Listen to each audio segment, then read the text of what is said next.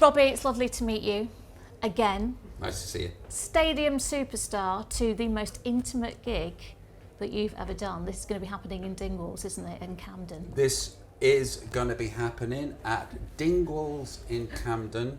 I'm going back to the start. I'm having a massive redo and a rethink, and it all starts at the beginning. Where was the beginning? Well, the beginning for me actually was my solo career, when I'd left Take That and we were in the middle of Cool Britannia and Britpop. Yeah. Let's go back there and start again. Hence you're doing Life Through a Lens. I'm doing my first album, Life Through a Lens, in its entirety. And I'm also going to do my new album in its entirety too. Britpop. A couple of hundred people. This is very different to what you're used to, being out there in stadiums when it's just huge crowds roaring. You're going to see the whites of people's eyes, Robbie. This is different. Yeah, I mean, but it's in essence, it's a victory lap, you know, because for the people that will get the tickets to this show, that album will have meant something to them that I can't understand or explain. And I know what that album meant to me and for me. So if we're sharing that together, then it's just got to be some sort of mini meditation on who we were and who we thought we were going to be and where we are now. Yeah. A mini meditation, you say, for reasons you don't understand, why people would be so enthralled to see you perform that original album. Why don't you understand that? Why? Because I'm at the other end, I'm at the other side of the camera. You know, I'm the one that created it and put it out there, and then I can't be. I can understand because I understand what other artists' albums and songs have meant to me, but I can't completely understand because this is me going, here's this thing. Yeah. It's not me receiving the thing. Yeah. Sense of trepidation at all because it's a smaller, little venue? No, not at all. Not at all. I am very much looking forward to receiving and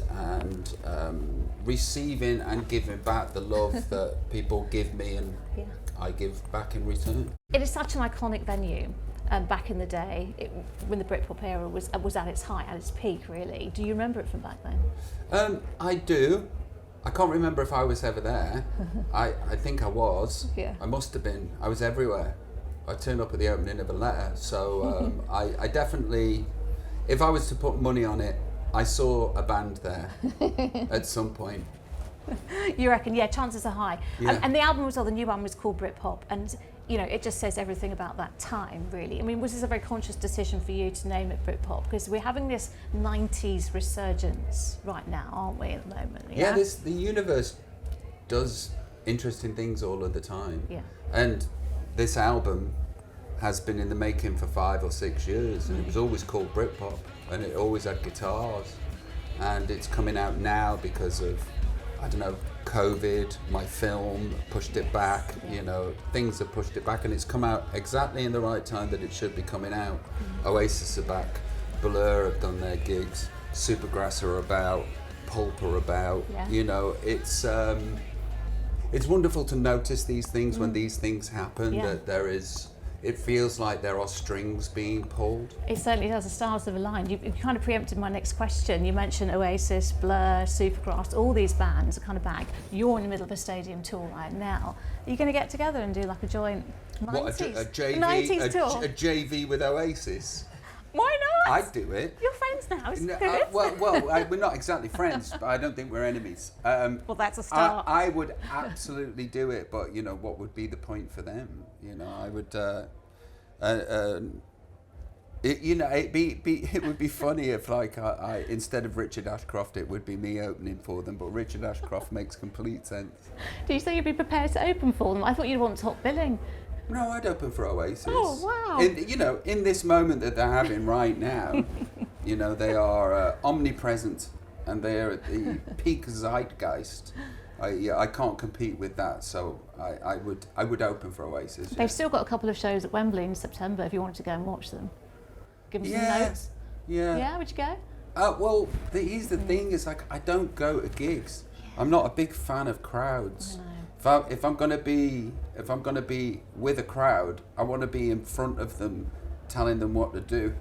On that stage, owning it. Yeah, put your Fair hands enough. in the air, etc. I thought we could just go in disguise or incognito or something. No, We could hide. Nobody would ever know. I'd go with chest, stand on 10 toes, and all of that.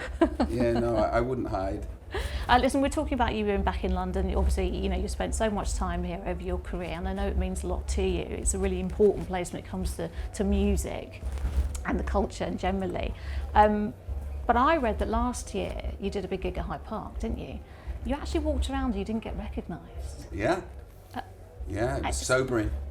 Really? Yeah, it was sobering. Because we were on our way to somewhere, and I've got this pink outfit on, and these like bejeweled. I look like Elton John's nephew.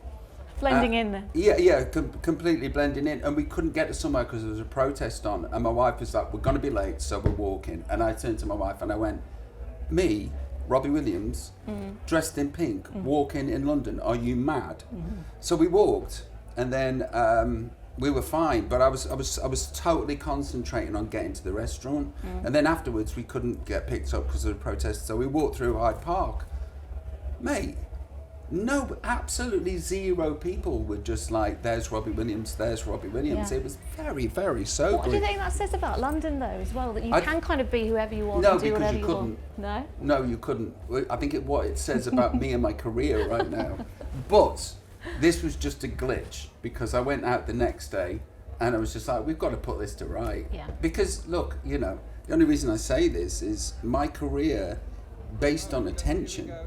You know, I'm in an attention economy, and I'm still really ambitious, and there's things that I really want to do, so it's quite important that people know who I am, because that's my job. Yeah. So I did go back out there and I put the worlds to right.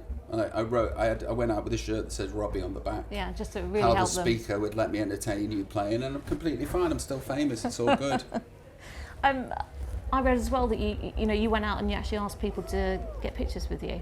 That was Strangers. in Holland. That was a different can time, I have yeah. a picture? Can I have my picture with you? That's interesting. Why did you do that? Because you get approached a lot for people asking you for your selfies and stuff. And does that still gives you a bit of anxiety? Does it? I'm an introvert doing an extrovert's job. So, you know, introverts aren't the best with people and strangers. And, you know, and that's me. It's like I have to meet 20 to 30 strangers a day, and it's just it's my makeup, it's how I'm made. It's like I'm scared of, you know, social interaction, but yet I'm expected to have social interaction every day, all day. On a huge I'm not scale. complaining, because, you know, I need and I want that, and you know, it's part of my job. But also at the same time, there's a human thing that is happening, and the human thing that is happening is me constantly going up, not a complaint, an observation. And that's always there. Yeah. Because I have anxiety. I have anxiety as a person, and it's either low or high. And these days, I'm very happy to say that it's mainly low, but it can be triggered at any time. Yeah. I want to ask you about a lyric of one of your new songs from the new album, which is Rocket. Very rocky. It's almost quite punky, this song. I can see it's in your punk era a little bit. Well, the album's called Britpop. Yeah, but it feels like quite, It's just, it's, you know, it's got adrenaline in it. Yeah. It's high octane. It is. I wanted to go back to the start. What is the album that I would have written had I just left Take That, now knowing what I know? And all the experience that I've got with songwriting, blah, blah, blah, blah, blah. And what would have made 20-year-old me happy? That, in particular, Rocket, would have made me very happy, very proud. Yeah. We're from that era where we didn't have to deal with having our phones constantly and being bombarded with things constantly. How do you navigate that? Because you're dad of four? Four? Goodness me. How do you navigate all that with They your don't have kids? phones. They're not going to have phones for as long as humanly possible. And, you know, they're going to go, they are at school, other people have phones. Why can't I have phones? Tough. That's as simple as it is. I'm 51.